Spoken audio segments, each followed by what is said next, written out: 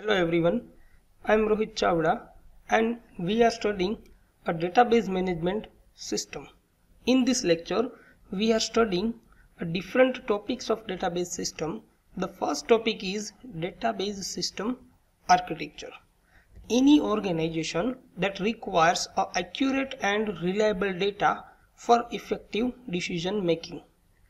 And કોઈપણ database system છે તો એ ડેટાબેઝ સિસ્ટમની મેઇન એમ એ હોય છે કે કોઈપણ ઓર્ગેનાઇઝેશન છે તો એ ઓર્ગેનાઇઝેશનની રિક્વાયરમેન્ટ છે તેની જરૂરિયાત છે એ ડેટાબેઝ સિસ્ટમની મદદથી સેટિસ્ફાઈ થવી જોઈએ અને સાથે સાથે ડેટાબેઝની અંદર ડેટા કેવી રીતે સ્ટોર થાય છે ડેટાબેઝ ઉપર કેવી રીતે મેનિપ્યુલેશન ઓપરેશન થાય છે એટલે કે ઇન્સર્ટ અપડેટ ડિલીટ કે કોઈપણ ઓપરેશન છે એ ઓપરેશન કેવી રીતે થતું હોય છે તો તે બધી જ ડિટેલ યુઝરથી હાઇડ થવી જોઈએ.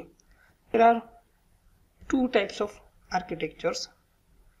The one is a two-tier architecture and the second is a three-tier architecture.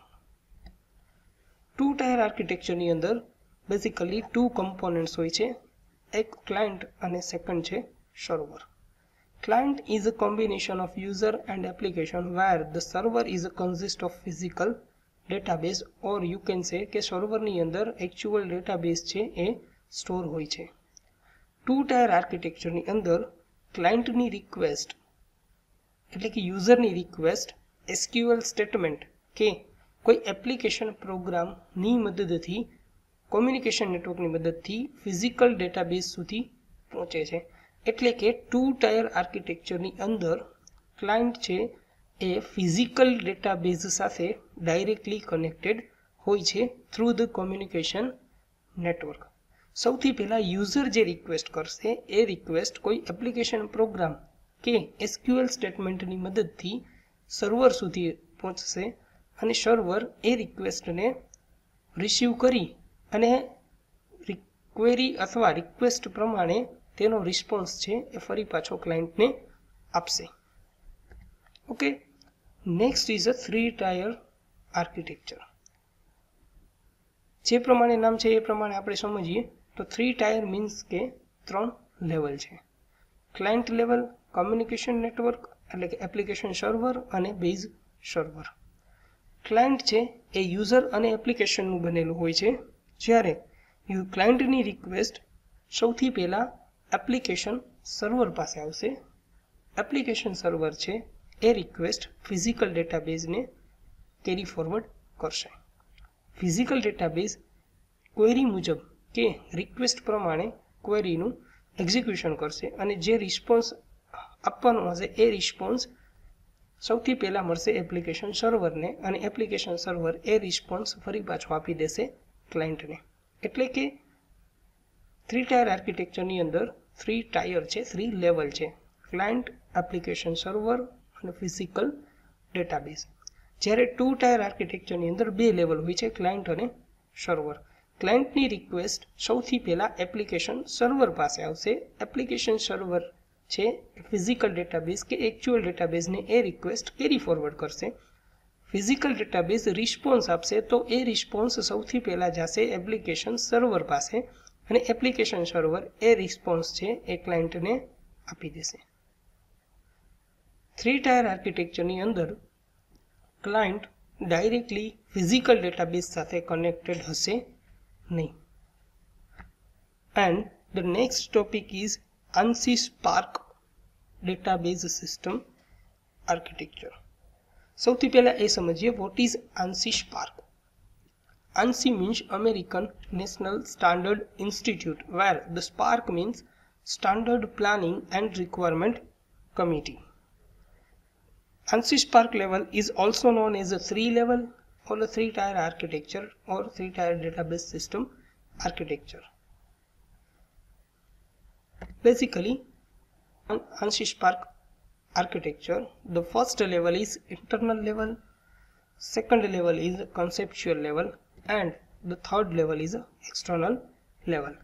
Let's see the diagram of ANSI Spark model. Physical database, then internal level, then conceptual and external level. સૌથી પહેલા એ સમજીએ કે internal level is the lowest level of abstraction model. Internal level એ decide કરશે અથવા internal લેવલની અંદર એ ડિસ્ક્રિપ્શન હશે કે how data will be stored into the physical database. ડેટાબેઝની અંદર ડેટા કેવી રીતે સ્ટોર થશે તેનું ડિસ્ક્રિપ્શન છે અથવા તેનું ડિસ્ક્રાઇબ છે એ ઇન્ટરનલ લેવલની અંદર કરેલું હોય છે.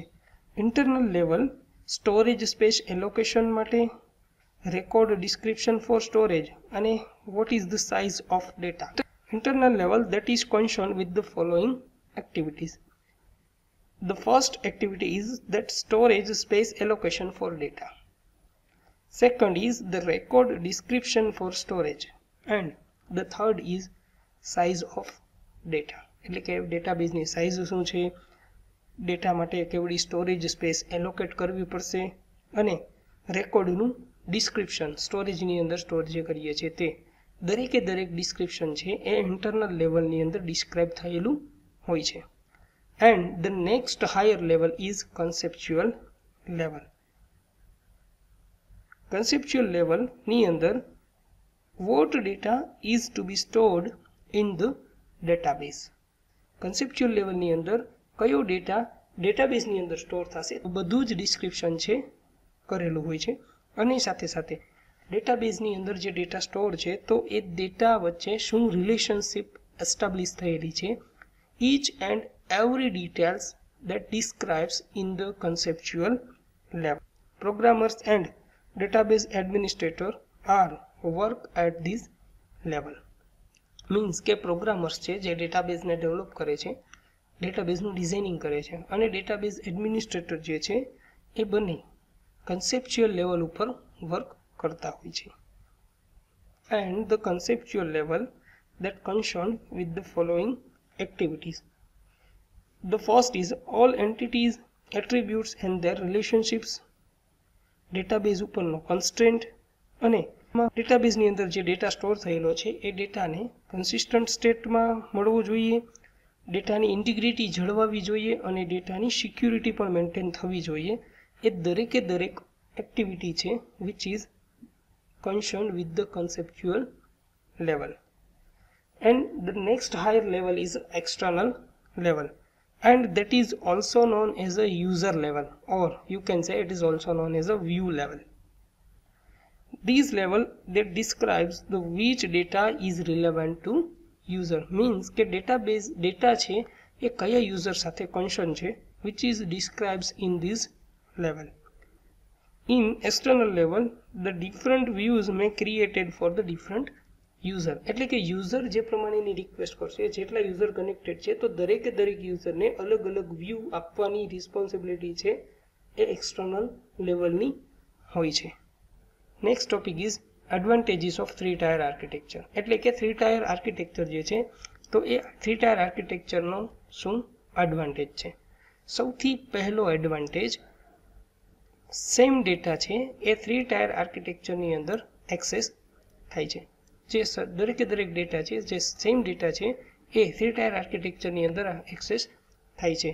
સેકન્ડ એડવાન્ટેજ છે યુઝર છે એ ફિઝિકલ ડેટા સ્ટોરેજની ડિટેલ શું છે, કઈ જગ્યાએ ડેટાબેઝ છે એ સ્ટોર છે, હાર્ડ ડિસ્ક કે ડેટા સ્ટોરેજની સાઇઝ શું છે એ એક પણ જાતની ડિટેલ કે કોઈ પણ જાતની ડિટેલ સાથે યુઝર છે એ કન્સર્ન કરતો નથી. ફિઝિકલ સ્ટોરેજનું સ્ટ્રક્ચર શું છે, ફિઝિકલ સ્ટોરેજનું જો સ્ટ્રક્ચર ચેન્જ કરવામાં આવે તો પણ તેના ઇન્ટરનલ સ્ટ્રક્ચર ઉપર તેની ઇફેક્ટ આવતી નથી. અને ફિઝિકલ સ્ટોરેજ સ્ટ્રક્ચરને ચેન્જ કરવાથી યુઝરનો વ્યૂ છે તેમાં પણ ચેન્જ આવતો નથી. આ બંને એડવાન્ટેજ છે એ સૌથી ઇમ્પોર્ટન્ટ છે.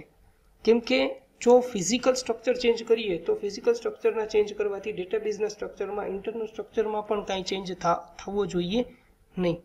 એ જે એડવાન્ટેજ છે that is provided us through the 3 tier architecture. અને સાથે સાથે જો આપણે ફિઝિકલ સ્ટોરેજનું સ્ટ્રક્ચર ચેન્જ કરીએ એટલે કે એક હાર્ડ ડિસ્કની અંદર અત્યારે ડેટાબેઝ સ્ટોર છે અને ફરી પાછું આપણે એ ડેટાબેઝનું ફિઝિકલ લોકેશન છે એ જો ચેન્જ કરીએ તેમ છતાં યુઝરને જે આઉટપુટ મળે છે તો એ યુઝરના આઉટપુટના વ્યૂની અંદર કોઈ પણ જાતનો ચેન્જ આવતો નથી. એટલે કે તમે હાર્ડ ડિસ્ક ચેન્જ કરો છો, ડેટાબેઝનું લોકેશન ચેન્જ કરો છો, તો પણ યુઝરના વ્યૂમાં કંઈ ચેન્જ આવશે નહીં. અને લાસ્ટ છે the conceptual structure of the database can be changed without affecting and user.